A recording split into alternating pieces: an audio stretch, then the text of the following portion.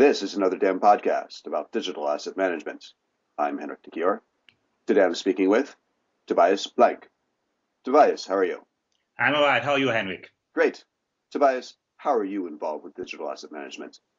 I am the current director of an MA in Digital Asset and Media Management at King's College London.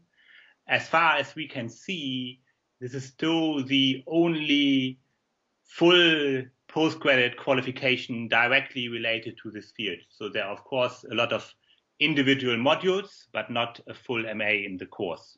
We've been running this MA now for 3 years and has become very successful. We are very pleased with it. I'm a senior lecturer in this department the MA is running. That's about the equivalent in the US of an associate professor. And my research is mainly on data infrastructures, media industries, and these kind of things. And what we are particularly proud of is how we were able to translate our own research into this degree. Yeah, so this is how I became originally involved in digital asset management. What I find most fascinating by interacting with all these students who come from various industries and organizations to us to study the degree is to learn how far and wide-reaching now the impact of this seemingly small field has become. Yeah, so and this is also one of the reasons why I wrote a book, which I guess we're going to talk about today, Henrik. Of course. To clarify, the MA is the master's? Yes, it's a master's degree. It's a postgraduate qualification. So after your BA, I think you have the same in the US, only that yours is 2 years and we have a 1-year MA here in London. You recently wrote a book titled The Ecosystem of Digital Assets, Crowds and Clouds. Yes. Tell us more about what inspired you to write this. So the title changed slightly. So it's now called Digital Asset Ecosystems, Rethinking Crowds and Clouds. Now, and this is a direct reflection of what I said earlier about the interaction I have with my students and other fellow members of the academic staff here about the development of the field of digital asset management and digital media management. And I think we quite soon noticed that there is, of course, already quite a lot of discussion on, I would call this now, the traditional application domains of digital media management and digital asset management, which are often about organizing digital assets in an organization, organizing them in such a way that you can retrieve them efficiently and so on. But there's also, I think, if you come from it from the perspective like myself, which is slightly more computational and also more in relation to what we would call internet studies and these fields. So if you come from these fields to digital asset management, then you notice actually the importance that digital content has, not just in a single organization, but to bring together various organizations across the internet, so across the globe, and integrate their workflows of working together around the digital content they produce and consume together.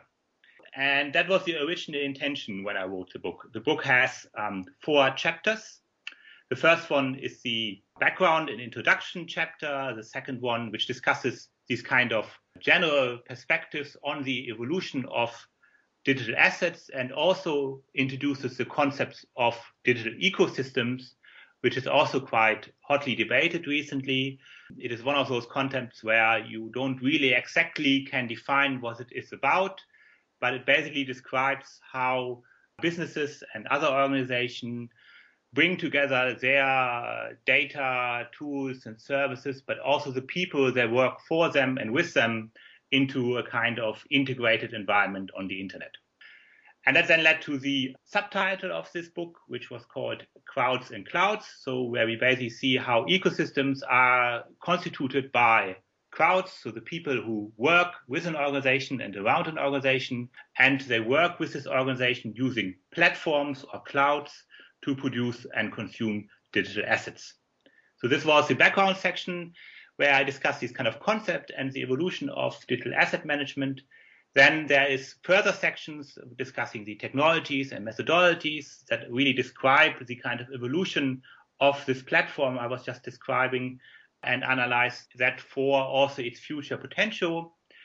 Then there is something that is very important to us if you also work in a public sector about how open or closed these ecosystems are around these digital assets. Anyone who's ever used, let's say, the Apple iCloud will know what I'm talking about. There's challenges of sharing certain types of content. And this is, of course, an indication of the kind of business model that Apple, for instance, wants to develop around its digital content. Then I also have finally 2 chapters which discuss big data, which is, of course, a big topic too in the field, and then also the kind of wider economic and society implications. So what are actually these global workflows that I mentioned earlier, and how do they link together around this digital content, and how do these crowds and clouds integrate with each other? And then I'm particularly interested at the very end to discuss a kind of new idea for digital asset values, which is related to so-called network value, which is something that I would describe as you become something on the internet that nobody else can do without anymore, which is like the standard example for me is always Google Maps. Yeah, so you always wonder why Google has published this freely and openly. But of course, we recently found out that by publishing this freely and openly, they generated a lot of network value for these maps assets they have. Because really, almost all applications on the internet now run with these maps. So this is really, so to say, what I try to do. So I try to think a little bit about the assumption that digital asset management has a much wider application domain than maybe certain traditional ideas about it. And I wanted to write this book mainly to really basically lay down what the kind of my own research agenda for this kind of field would be. If you read the show notes, there'll be a giveaway of Tobias's new book. Take a look at anotherdamnpodcast.com for more information. Tobias, what are the biggest challenges and successes with digital asset management? I mean, that's, of course, a great question and a very grand challenge to answer. I mean, I could talk about technologies and also methodologies and also business applications. But of course, one of my primary interests in this field is the development of educational frameworks for it. Mm-hmm. And I still think it is quite a challenge for us. I don't know how you feel about this in your professional practice, Henrik, but it's quite a challenge for us to make organizations and businesses understand the kind of educational background, the skills, and so on, digital asset and media managers need. And also we have to learn this because, of course, there's a wide-ranging different ways of applying digital media now in the world. And we find it interesting, but also really challenging to actually define exactly the kind of skills and professional qualifications that a digital asset manager needs. And I think they lie somewhere between some kind of very lightweight computing understanding so that you can talk to developers at least. And they then go on, of course, to deeper business knowledge around digital content. And then, of course, into the more established fields that one might immediately associate with this, which are more related to information science, like metadata and those kind of questions. Now, the greatest successor of digital asset management is, in a way, I think, the things that I already mentioned in my last answer, the kind of really importance that people feel about the value of digital content in all kinds of digital industries. And I think, so to say, we can really see how this knowledge and understanding is now taking hold of many industries. If you just look around here in London, which is, of course, a global hub for these digital industries. So the challenges are related to making organizations and companies understand what kind of qualifications and skills are needed based on the success that we already had in a way in making them understand how important digital content and the curation and preservation and the making use of the digital content in other forms really has become.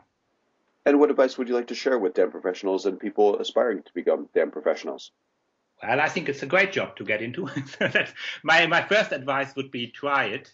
I'm not sure whether you need at an entry level necessarily professional qualification like we offer or even a degree. But I guess you will find that out soon that it helps you to then advance to the more advanced levels. The real, so to say, advantage of becoming, I think, a DAM professional, if you want to become one, is that you really sit at the heart of the operations of an organization, of a digital organization in the 21st century. You would sit there where the content is produced and consumed, where the data is exchanged and so on. If you are already a DAM professional, I think you should, and that doesn't mean that you have to study here, you should think hard whether it is enough what you have already learned through the practice that you've done, and whether you not need some kind of more education.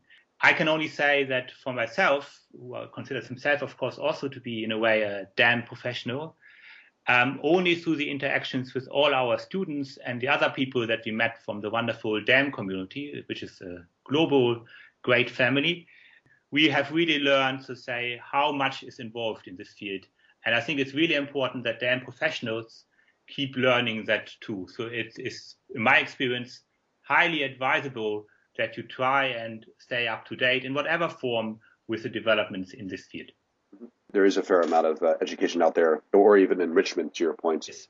I mean, it is really, Henrik, I don't know how you feel about it. It is a field that is evolving very fast, yeah, but you also need to stay then up to date with the field, however that might work. Yeah, you can visit the conferences, you can visit the wonderful blogs of Henrik, you can read even the kind of more academic publications like the Journal of Media Management and all these kinds of things. So I think that is not to say that you have to go back to school or university, but it's really important, I think, in all digital fields that you try to constantly change yourself and evolve.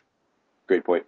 And of course, there's plenty of new books out there about asset management, yes. Including the one you've written. Yes, we're also going to publish another one, which you can interview us in about half a year about more the theory and practice of the general background of digital asset management. Fantastic. Well, thank you so much, Tobias. It was nice meeting you, Henrik. For more information on digital asset management, log on to anotherdamblog.com.